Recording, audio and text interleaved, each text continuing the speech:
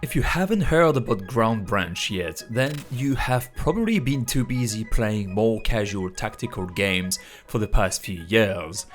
And you know what? That's alright, because we respect everyone's taste in video games at the r.o.d.e Foundation. First value of the r.o.d.e Foundation, after all, respect.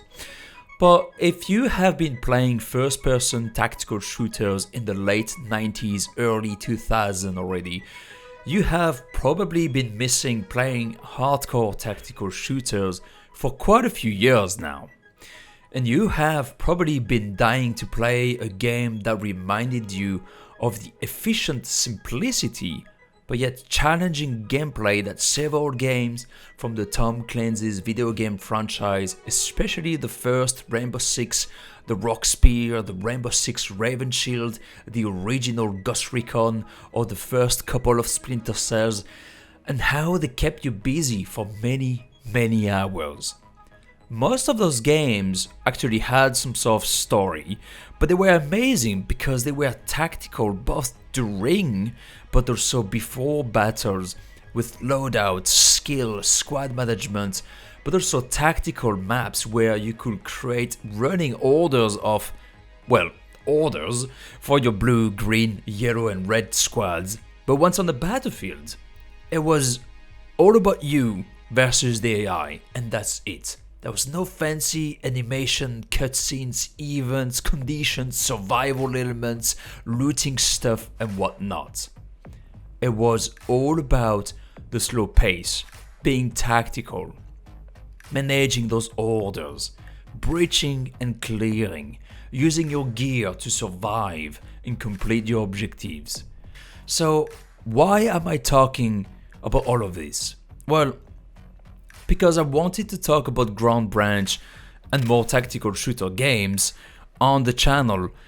And Ground Branch is a tactical shooter in early access, and the devs have basically wanted to make this game to be in the same vein as the original Rainbow Six and Ghost Recon games. The game can be very slow pacing with solid CQB gameplay and a rich and pleasant character and weapon modding. I got the game in early access about a year, maybe a year and a half ago, mostly to support the devs, because I believe in this vision, the vision they have for this game. And I didn't expect much gameplay back when I bought it, to be honest, because, well, you know, I've been waiting for such tactical shooter games to come back for quite a while, and early access is just a fancy word for Kickstarter projects, only you get a playable demo right away. Anyway, the devs have been adding improvements to Ground Branch quite frequently, to be honest, and things are looking, hopefully, rather good for them, especially since we just finally got a roadmap. We can finally better understand what sort of features or improvements the devs would love to work on in the long term, but also what's coming in the next version and what may be coming in the following updates as well.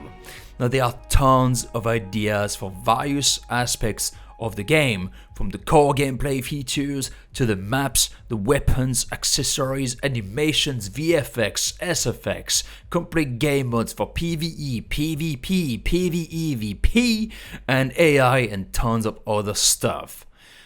But what I love the most about this roadmap is the README first part, which is hopefully something that will help people get a better understanding and expectations on what you get from the public roadmap and the risks that the developers are taking by sharing such information, but also how it can change on the fly when the team is working in what I call an agile project management. Those working in software development might actually understand what I'm talking about, but those of you who don't, please go Google agile project management, as it's something that is used by many game devs teams, especially small teams working on indie games or live ops games.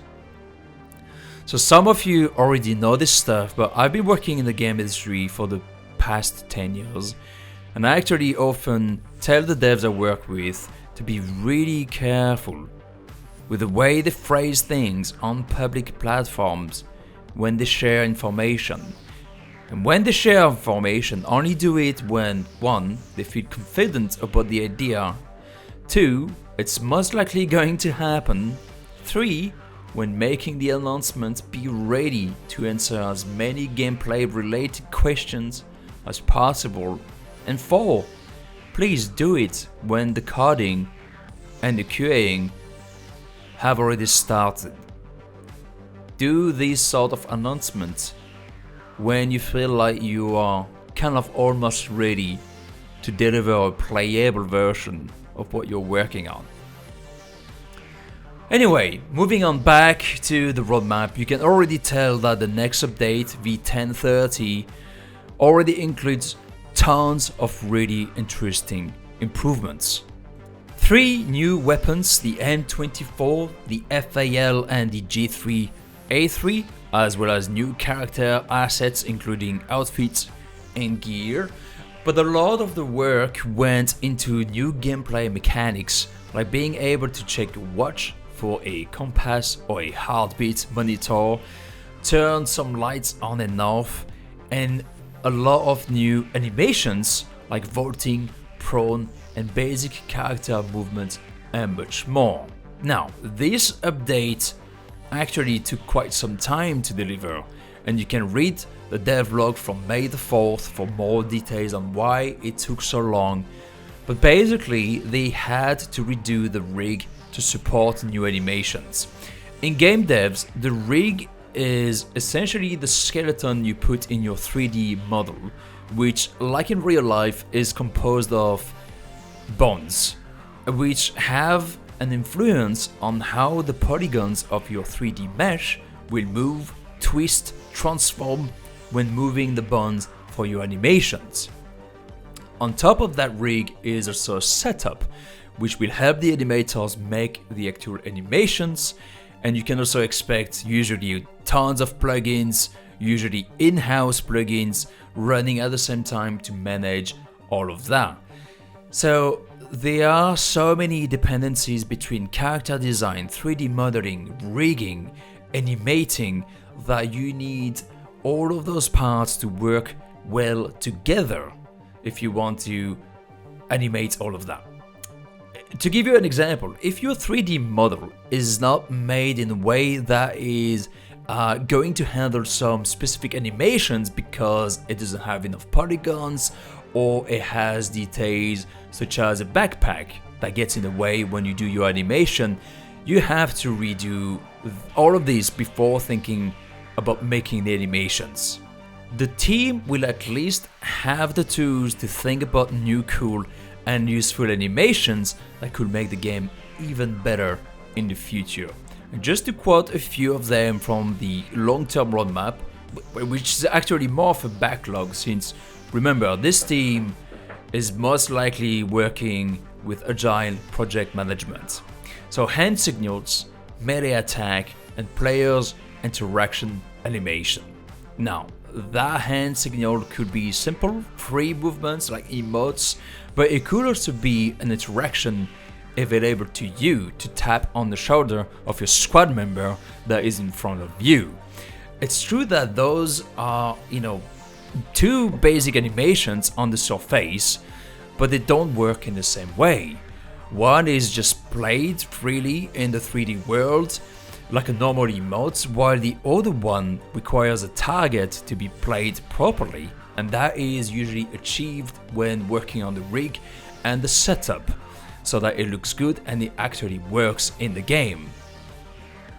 See, some of those are labeled as pure animation work in their backlog, but the two first are animations that can actually add stuff to the gameplay. That's amazing. I find it exciting.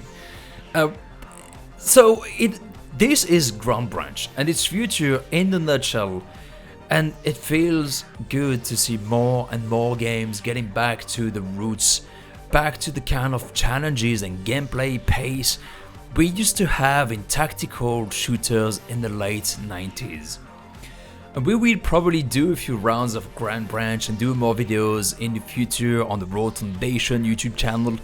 But let me know if you're thinking about getting this early access, and or if you already have it and if you want to play with other agents of the r.o.d.E Foundation. Let me know in the comments.